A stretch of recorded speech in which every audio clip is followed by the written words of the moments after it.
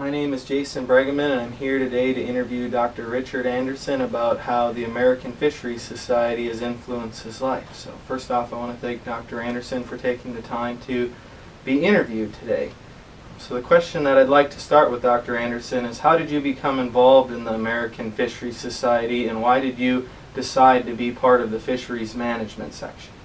Oh, I joined the American Fisheries Society in 1951, so I had my golden membership card, and it's the professional organization for people interested in fisheries then and now. Remains a very strong organization, provides a lot of opportunities and challenges for individuals that are interested in the field of fisheries. Okay, and in what way has the fisheries management section been beneficial to your career? Why did you choose to be a part of the fisheries management section? That's an area of personal interest in managing the structure and dynamics of fish populations and communities. So it was a natural section for me to look forward to participating in. How did being involved in AFS help your career? I think it was I look back and I was program chairman for the AFS annual meeting at Salt Lake City, and I picked the symposium topic of the application of research to fishery management. And it was a challenge to, again, to me, to organize the program for that meeting, as well as organizing that and contributing to that symposium. What do you think AFS can help prepare our profession for the challenges ahead? The challenge ahead, again, relates to population density, the use of natural resources, the benefits that these natural resources can provide, and making the optimum use and sustaining the benefits that those natural resources can provide will be an ever-present and a more challenging profession, or challenge even in the future. What does being inducted into the American Fisheries Society Hall of Excellence mean to you? It's always nice to be recognized, and to me it was an honor because the nomination was initiated by the Missouri Department of Conservation.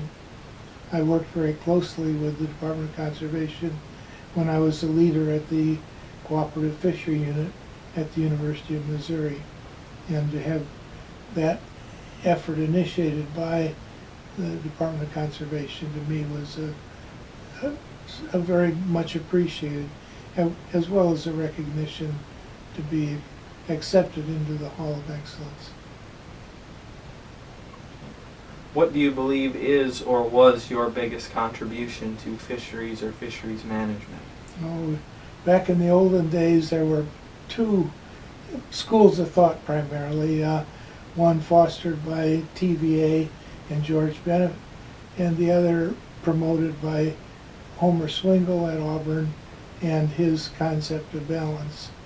And I always followed the concept of balance as being true and valid and designed by a balance of nature that was real and vital and dictated how populations and communities function naturally. And it was a challenge. The view of TVA and George Bennett was, we don't need regulations. There are always a broodstock left to reproduce, and it was all single species. The goal in those days was maximum sustained yield. And the concept of MSY was that when fish reached critical size, harvest them all. And that's the way to maximize yield on a sustained basis. Well, if you maximize fish from a critical size and above, you're destroying the natural structure of length frequency and age structure in a normal population. And that is not the way to manage a bass bluegill population, obviously. You need to maintain the relationship between predator and prey. I think my contribution was that, and as a result of the Central States Small Impoundment Work Group study and analyzing those populations, led and the idea of length frequency distribution and proportional size distribution, PSD, WR as indices of fish population and community structure, led to some measurable bases to compare populations and to establish management objectives. What words of wisdom would you share with students and other young biologists who are just starting out their career? I would say for them to recognize that there is a balance of nature, that this is a divine design, if you will, and that that balance of nature is something that needs to be recognized in the systems that we deal with, the ecosystems, and the flora and the fauna of those systems. Those systems are extremely important to society, and those benefits are tangible and intangible. The memories that we have from the time spent outdoors with family and friends, fishing, the time spent with my father, again, is a memory that just can't be replaced, and is so meaningful to me. But have a balance not only in nature that you recognize, but also strive for a balance in your life, a balance between work and play. And if you can achieve that balance, you will be successful, work hard, and you'll do well. Last question, I'd like to ask your thoughts about other inductees. Which fellow inductees influenced you the most, and how did they influence you or your career? I almost hate to answer that question.